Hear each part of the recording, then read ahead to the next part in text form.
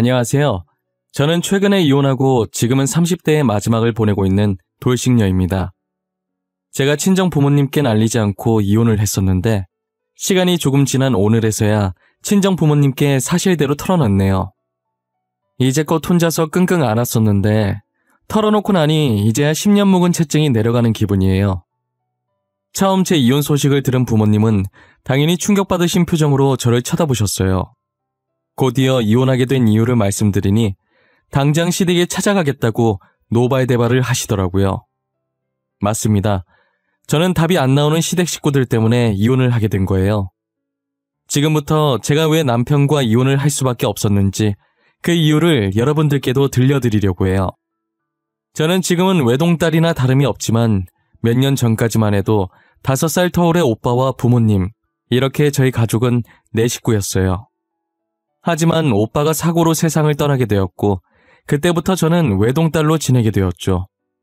사법고시를 준비하던 오빠가 예고도 없이 떠난 후 막내였던 저는 한순간에 맏딸, 집안의 가장이 되었고 부모님은 오빠에게 걸었던 기대를 제게 걸기 시작하셨어요. 장남이라고 항상 오빠만 찾던 부모님이 이젠 하나밖에 안 남은 자식인 저만 찾는 거예요. 처음엔 늘 무시받던 제가 드디어 부모님께 관심을 받는 것 같아서 기분이 좋았어요. 그런데 부모님께서 제게 거는 기대가 커지면서 저는 부담감에 잘하던 일도 안 되더라고요. 이제는 저를 찾는 부모님의 목소리가 들릴 때마다 겁부터 나기 시작할 정도였어요. 그 정도로 부모님께서 제게 거는 기대가 크셨어요. 그러다 제 나이가 결혼 적령기를 넘어섰고 당연히 집에서는 결혼 언제 하냐고 독촉하셨죠. 결혼 얘기가 나올 때마다 저는 정말 진절머리가 났어요. 제가 이 나이가 되도록까지 결혼을 못한 건 다 부모님 때문이었거든요. 저는 직업이 좋은 편이었는데 부모님께서는 제 직업이 좋은 만큼 평범한 남자로는 성에 안 차셨어요. 계속 저보다 더 좋은 직업을 가진 사익감을 찾으시더라고요. 그러다 보니 저는 결혼 적령기가 넘어가도록까지 결혼을 못하고 있었죠. 다른 친구들은 이미 다 결혼해서 애까지 있는데 저만 혼자 싱글이었어요. 가끔 친구들이 SNS에 남편이나 아이와 함께 찍는 사진을 올리면 가끔 부러울 때가 있긴 했어요. 저도 누군가의 아내로 누군가의 엄마로 행복한 가정을 이루며 살고 싶은 꿈이 있었거든요. 친구들한테 결혼해서 좋냐고 물으면 괜히 제 눈치를 보는 것인지 아니면 진짜 진심인 것인지는 모르겠지만 결혼하지 말라고 손사래를 치더라고요. 싱글일 때가 좋은 거니까 지금 이 순간을 즐길 수 있을 때 마음껏 즐겨 놓으라면서요. 간혹 친구들의 시집살이를 들으면 많이 힘들어 보이긴 했어요. 특히나 신우가 있는 집안은 시어머니의 신우까지 더해져서 장난이 아니라는 거예요. 명절이 제일 무서운 날이라며 여자들끼리 기싸움하다가 진을 다 뺀다고 하더라고요. 저는 그런 얘기들을 들으면서 만약에 제가 결혼을 하게 된다면 신우가 있는 집안엔 절대 결혼하지 않기로 마음먹었어요. 그렇지만 결혼이라는 게 제 입맛대로 할 수 있는 게 아니잖아요. 그리고 확실히 누나나 여동생이 있는 남자와 없는 남자의 태도가 달랐어요. 외동이거나 남자 형제가 있는 남자들은 저를 이해하는 척은 하지만 전혀 이해를 못했죠. 그런데 여자 형제가 있는 남자들은 눈치도 빨라서 제 표정이 조금만 달라져도 금방 눈치채고 알아서 제가 원하는 것을 척척 하더라고요. 그래서인지 제가 미래를 생각하며 만난 남자들은 다 여자 형제가 있었어요. 하지만 매번 부모님께서 마음에 안 들어 하셔서 결혼까지는 가지 못했죠. 저는 30 중반이 되어서 직장 동료의 소개로 만난 남자가 한 명 있었어요. 그 남자가 바로 제 남편이었는데요. 깐깐한 저희 부모님 때문에 남편이 대단한 직업의 소유자인 줄 아시겠지만 남편은 대기업에 다니는 저보다 월급이 훨씬 적은 중소기업에 다니고 있었어요.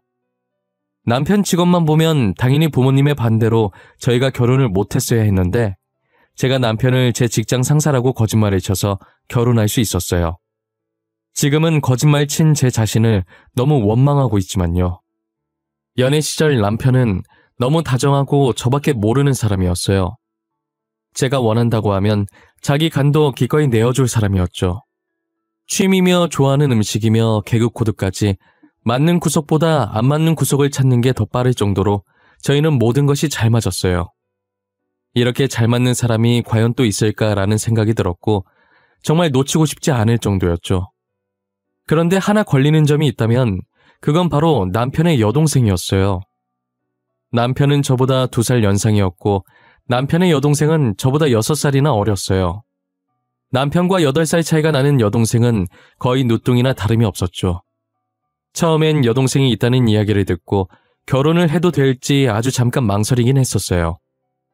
하지만 콩깍지가 너무 씌어 있어서 그간 친구들 했던 말이 하나도 생각이 나지 않았고 남편과 결혼해서 여동생이랑 같이 살 것도 아닌데 그게 무슨 걱정인가 싶었어요.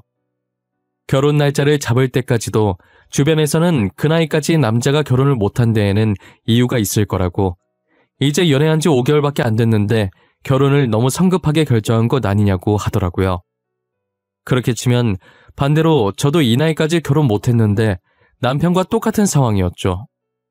제가 그때 콩깍지가 아니라 귀신에 씌었던 건지 당시의 조언이랍시고 해주는 얘기들이 제 귀에는 하나도 안 들어왔어요. 저는 주변의 만류에도 남편이 하기 나름일 것이라는 생각을 하고 남편 하나만 믿고 결혼을 했어요. 그런데 걱정과는 다르게 막상 결혼해서 생활해보니 저희 부부가 분가를 하니까 시댁에 갈 일이 잘 없어서 시어머니와 시누랑 마주칠 일이 별로 없었어요. 명절이나 제사 같은 큰 행사가 아니면 연락도 잘하지 않으셨죠. 얼굴 볼 일이 없으니 당연히 시댁살이 같은 건 없었고요. 남편도 결혼 전과 변함없었고 같이 살면서 의외의 모습을 많이 봐서 오히려 이전보다 더 좋아졌어요. 남편은 제가 알고 있던 것보다 훨씬 다정했고 섬세한 사람이었죠. 제게 부족한 부분들이 있으면 남편은 그 부분에 대해 불평하지 않고 이해하며 같이 채워나갔어요. 그런 모습들을 보면서 이 사람과 결혼하길 정말 잘했다는 생각이 들었죠. 무슨 일이 생기든 남편과 함께라면 다 이겨낼 수 있을 것만 같았어요. 정확히 2년 후 남편의 카드 거래 내역을 보기 전까지만요. 결혼하고 나서 저희 부부의 돈 관리는 남편이 하고 있었어요. 아무래도 남편이 재무팀에서 근무하고 있었기 때문에 아무것도 모르는 제가 하는 것보단 남편이 관리하는 게 더 나을 것 같다는 생각에 돈 문제는 전적으로 남편에게 믿고 맡겼었죠. 그리고 쓰잘데기 없는 곳에 돈을 안 쓰는 양반인 걸 잘 알아서 아무 의심을 안 했던 것 같아요.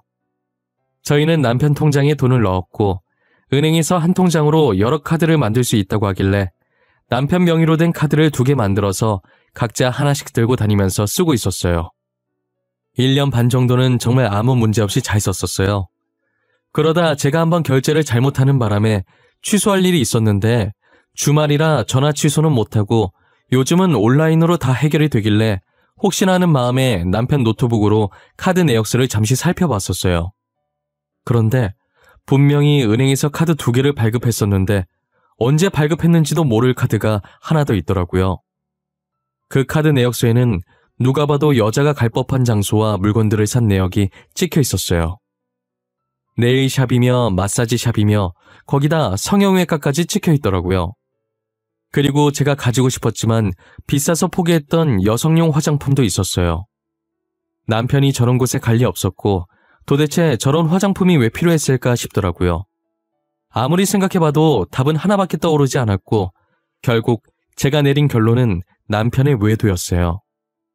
최근 들어서 퇴근도 늦어지는 것 같고 밤늦게 나가는 일들도 잦았었거든요. 남자들 결혼하면 변한다는 얘기를 수도 없이 들었지만 그게 제 남편일 줄은 몰랐어요. 이미 남편이 외도하고 있는 것으로 확정짓고 나니 화가 나서 머리가 아파오더라고요. 머릿속에서는 벌써 불륜 드라마 한 편 찍고 난리가 났었어요. 저는 남편만 믿었는데 이런 식으로 사람 뒤통수를 치니 배신감에 도저히 같이 살고 싶지 않더라고요. 저와 나누던 사랑을 다른 여자와도 나누고 있었다는 사실이 너무 소름 끼쳤어요. 남편과 이혼을 해야겠다는 마음을 먹고 카드 거래 내역서를 저장해서 제 폰으로 옮겼어요. 그리고 너무 괘씸한 나머지 안방으로 달려가 자고 있던 남편을 발로 밀어서 침대 밑으로 떨어뜨렸죠. 놀래라. 절벽에서 떨어지는 줄 알았어, 자기야. 아침부터 왜 그래? 깨우려면 그냥 깨우지. 가만히 자고 있는 사람을 왜 밀고 그래? 뼈 부러지는 줄 알았잖아. 오빠는 잠이 와? 마누라 두고 딴 년이랑 바람핀 주제에 편하게 지금 잠이 오냐고. 그동안 나 몰래 이런 짓 하고 다니면서 좋았겠다? 어? 딴 년이라니. 나 아무것도 안 했어. 내가 너 몰래 무슨 짓을 했다는 거야? 나야말로 자고 있다가 이게 무슨 봉변인지 모르겠네. 바람핀 놈들은 얼굴에 철판을 얼마나 깔고 다니길래 그 짓거리를 하고도 이렇게 당당한 거야? 남자들 결혼하면 변한다더니 오빠도 똑같아. 꼴 보기 싫어. 내가 바람을 폈다고? 너 진짜 아까부터 무슨 말을 하는 거야? 내가 너 두고 바람을 왜 펴? 나 진짜 그런 놈 아니야. 너도 알잖아. 나한테 너밖에 없는 거. 이래서 증거 없이 따지면 안 된다니까? 이거 똑똑히 봐. 당신이 외도했다는 증거니까. 당신 나 몰래 카드 만들어서 여자한테 갖다 바쳤더라? 이래도 계속 발뺌할 거야? 남편은 제가 드리민 카드 내역서를 보더니 그제서야 사태 파악이 된 건지 저와 눈을 못 마주치고 얼굴은 점점 새하얘지기 시작하더라고요. 그러더니 아까의 당당한 모습은 사라지고 말까지 더듬으면서 해명을 하더라고요. 그니까 이게 어떻게 된 거냐면 사실은 말이야. 화내지 말고 들어. 알겠지? 이 얘기 들으면 분명 너가 화낼 것 같아서 그동안 말 못했거든. 아까는 그렇게 당당하더니 증거 보여주고 나니까 이제서야 잘못됐다는 생각이 들어? 나 이미 오빠랑 이혼하기로 마음먹었어. 그러니까 변명할 필요 없어. 그딴 변명 들어줄 생각도 없으니까. 바람 피운 건 진짜 아니야. 그건 진짜 맹세할 수 있어. 사실 그 카드가 우리 엄마랑 동생이 쓰고 있는 카드야.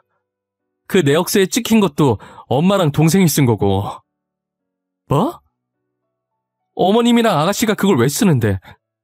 아니, 왜 내 허락도 없이 당신 마음대로 그랬어? 통장에 당신 돈만 있어? 아니잖아. 적어도 나한테 물어보고 결정했어야지. 나도 이렇게까지 흥청망청 쓸 줄은 몰랐어. 그렇다고 다시 카드 달라고 하기도 그렇고.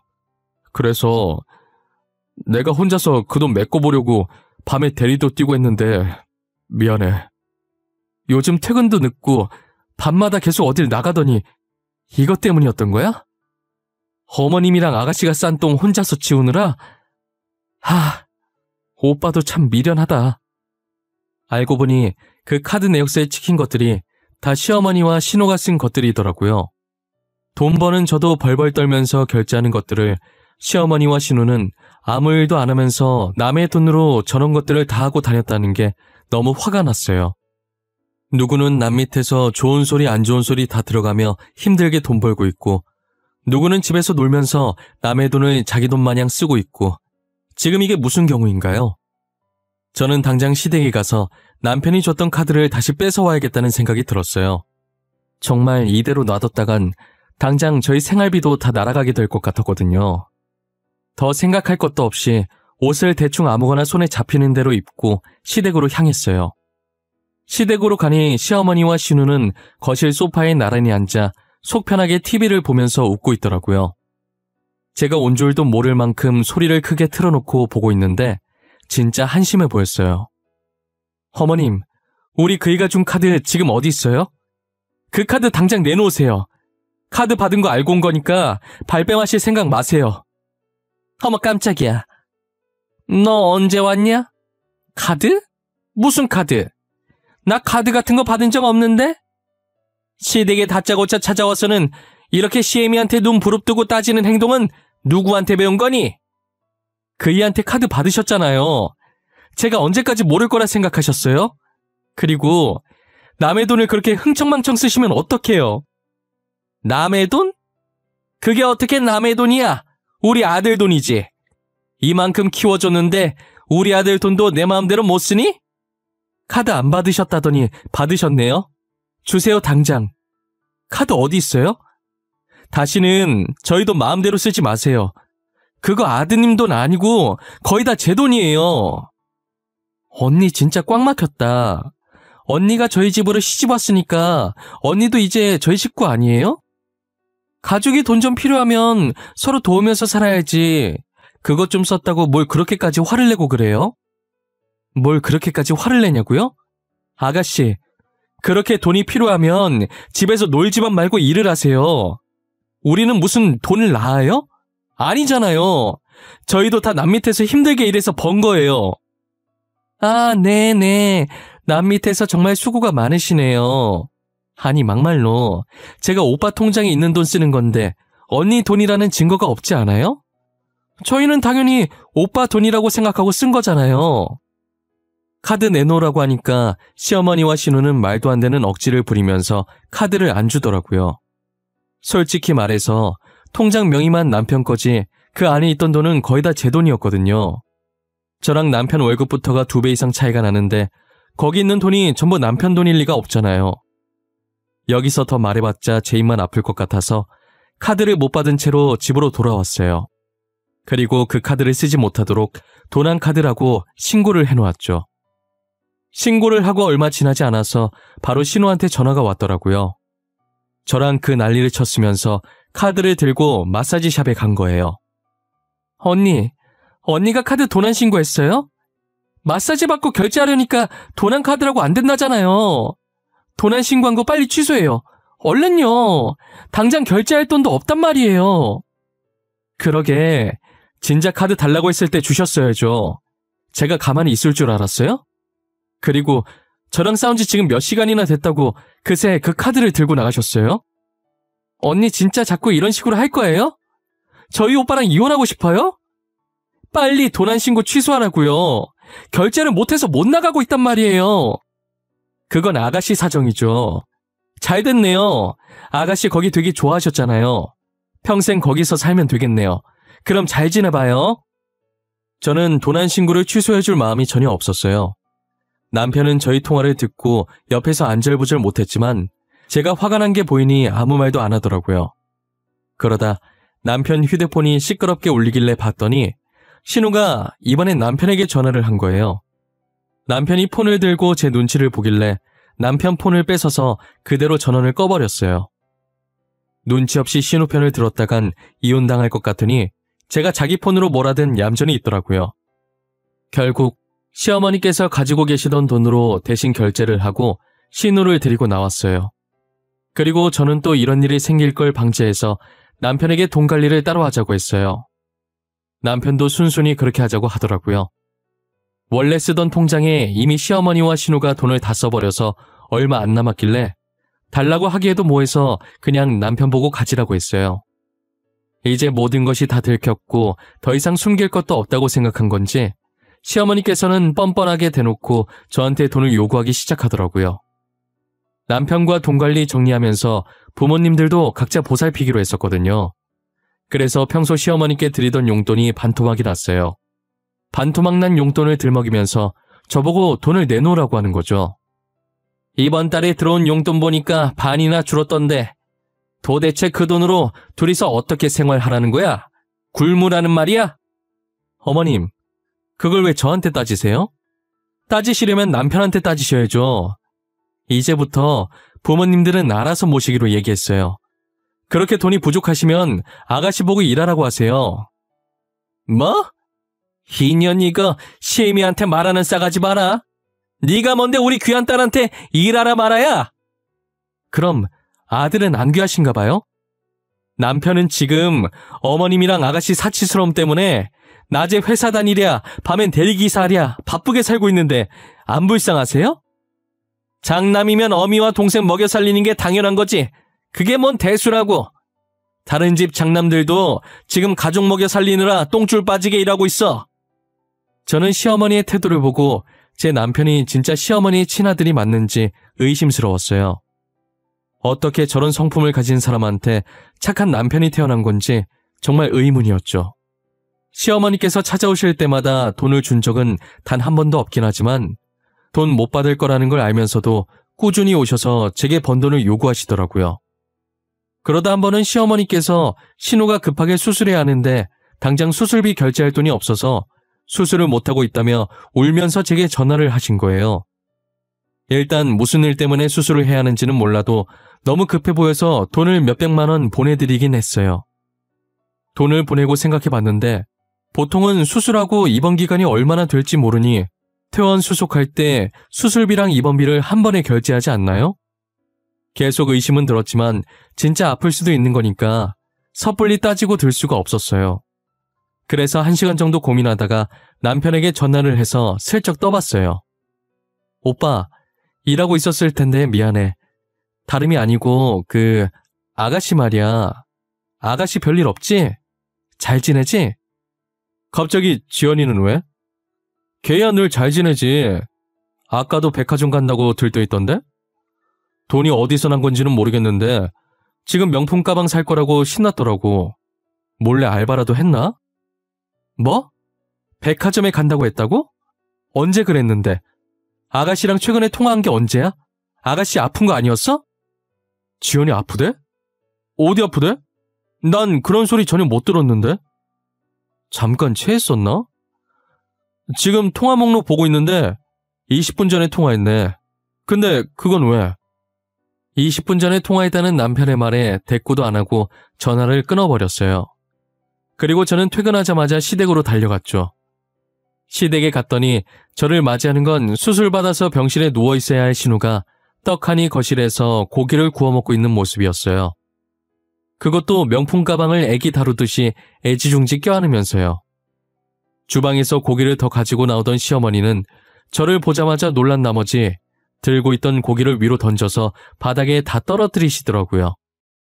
시어머니의 놀라는 소리에 신우도 고기를 입에 넣으려고 하다가 저희 쪽을 쳐다봤고 저와 눈이 마주치자마자 젓가락을 떨어뜨리더라고요. 일단 저는 아무 말도 하지 않았고 휴대폰을 들어서 남편에게 당장 시댁으로 오라고 했어요. 남편이 시댁으로 오는 동안 셋은 그 자리에서 누구 하나 움직이지 않고 어색한 기류만 흐르고 있었어요. 그러다 신우는 들고 있던 명품 가방을 조용히 다시 종이백에 넣더라고요. 유진아, 무슨 일이야? 나 왜 오라고 한 거야? 근데 여기 분위기가 왜 이래? 나 없는 동안 싸웠어? 야, 지연아, 엄마랑 언니 싸웠어? 거기는 왜 또 땅바닥에 뒹굴고 있대? 오빠, 여기서 선택해. 시댁이야, 나야. 어머님이랑 아가씨야, 아니면 나야. 딱 한 번 기회 줄 거야. 잘 생각해보고 선택해. 다짜고짜 웬 똥딴지 같은 소리야. 선택하면 어떻게 되는 건데? 아니, 갑자기 내가 왜 선택해야 하는 건데? 설명을 해줘야 고르든지 말든지 하지. 시댁 선택하면 나랑 이혼하는 거고 나를 선택하면 앞으로 시댁이랑은 영 끊어야 돼. 오늘 어머님이 아가씨 수술해야 된다고 나한테 500만 원이나 가져가셨어. 뭐? 엄마, 지연이 어디 아픈데? 어디 아프길래 500만 원이나 가져간 거야? 그 정도면 큰 수술 아니야? 그래서 언제 수술하는데? 아가씨 수술 안 해. 지금 보는 것처럼 너무 건강해서 수술 같은 건 아마 영원히 안 할 것 같네. 나한테는 수술한다고 거짓말치고 그 돈으로 명품 가방 사셨댄다. 그러고 고기가 잘도 넘어가네. 간도 커 아주. 제 말을 듣고 남편도 어이가 없었는지 헛웃음만 치고 더 이상 말을 하지 않더라고요. 저는 이 자리에서 당장 시댁인지 저인지 남편 보고 선택하라고 했어요. 남편은 어떻게 고르냐고 저도 포기 못하고 시댁도 핏줄이라 포기를 못하겠대요. 남편의 말에 시어머니와 신우도 제 바지가랑이를 잡고 매달리는 거예요. 아가, 내가 잘못했다. 아무리 그래도 그런 거짓말을 하면 안 됐는데 내가 잘못했어. 우리 아들은 아무 잘못이 없지 않니? 그러니 이혼만은 안 하면 안 되겠니? 그래요, 언니. 저희가 잘못했어요. 오빠는 아무것도 몰랐어요. 제가 명품 가방이 너무 갖고 싶어서 제가 그렇게 하자고 한 거예요. 다시는 이런 일 없을 거예요. 오빠가 무슨 죄예요? 우리가 정말 잘못했다. 이혼은 다시 생각해보면 안 되겠니? 내가 이렇게 비마. 아무것도 몰랐던 우리 아들. 우리 때문에 이렇게 이혼당하면 너무 불쌍하잖니? 언니, 제가 내일 가방 다시 환불해서 돈 돌려드릴게요. 그러니까 제발요. 한 번만 봐주세요. 네? 절대 다시는 안 그럴게요. 약속할게요. 각서 쓰라면 각서도 쓸게요. 저는 시댁 식구의 사과는 더 이상 필요가 없어서 아무런 대꾸도 하지 않았어요. 남편은 절대 가족을 버릴 수 없는 성격이라는 걸 누구보다 잘 알고 있었기 때문에 제가 먼저 이혼하겠다고 말하고 저를 잡고 있던 시어머니와 신우 손을 뿌리치고 시댁에서 빠져나왔어요. 저는 곧장 집으로 갔고 제 짐을 다 챙겨서 일단 당분간만 친구 집에서 살기로 했어요. 날이 밝는 대로 이혼 소송을 하러 갔어요. 처음 발견했던 남편의 카드 명세서와 시어머니와 통화했던 것, 그리고 돈 보낸 내역까지 증거로 제출했어요. 업무 특성상 제 휴대폰으로 전화하면 자동으로 녹음이 되게 설정해놨었기 때문에 시어머니와 통화했던 것이 다 녹음되어 있었죠. 그리고 남편한테 시댁에 오라고 했을 때도 전화를 끊자마자 휴대폰에 있던 녹음 기능을 이용해 시댁에서 나눈 대화들도 다 녹음을 해놔서 그것도 같이 증거로 제출했어요. 이혼 소송이 생각보다 오래 걸리지 않았던 것 같아요. 제가 제출한 증거물을 확인하더니 남편 쪽에 유책 사유가 있다고 판결을 내렸고, 남편은 저한테 위자료와 시댁에 뜯겼던 돈을 배상해야 했어요. 하지만 당장 제게 줄 돈이 없어서 결국 남편의 월급을 압류했죠. 아직까지도 매달 남편에게 위자료를 나눠서 받고 있어요. 벌써 이 일도 3달 전 일이 됐네요. 시간이 어쩜 이리도 빨리 가는지 모르겠어요. 저는 3달 동안 친구에게 생활비를 반 보태면서 생활하다가 드디어 오늘 본가로 돌아갔네요. 부모님께 어떻게 말을 꺼내야 할까 고민하다 보니 3달이 지나 있더라고요.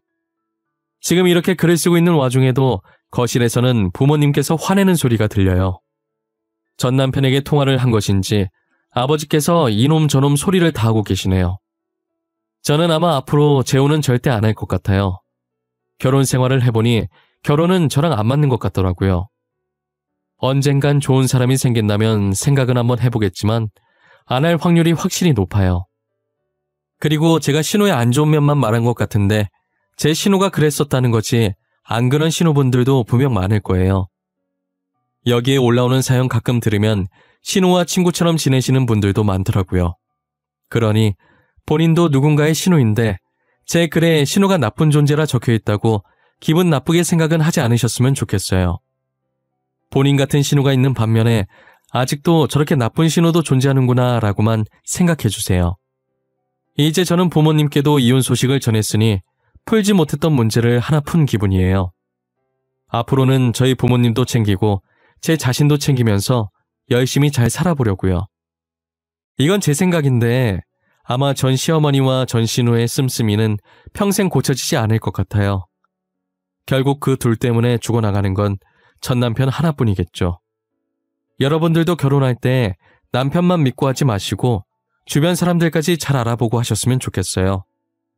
괜히 저처럼 남편 하나만 보고 결혼했다가 험한 꼴 당하면 안 되잖아요. 둘이 좋아서 하는 게 결혼인 건 맞지만 경험해보니 둘만 좋다고 다 되는 건 아니더라고요. 뭐든 신중해서 나쁠 건 없으니까 충분히 시간을 두고 뭐가 현명한 선택인지 잘 판단하시길 바래요. 이왕 결혼하는 거 남편과 죽을 때까지 잘 사는 게 좋잖아요. 지금까지 제 긴 이야기를 들어주셔서 감사하고 늘 건강하세요.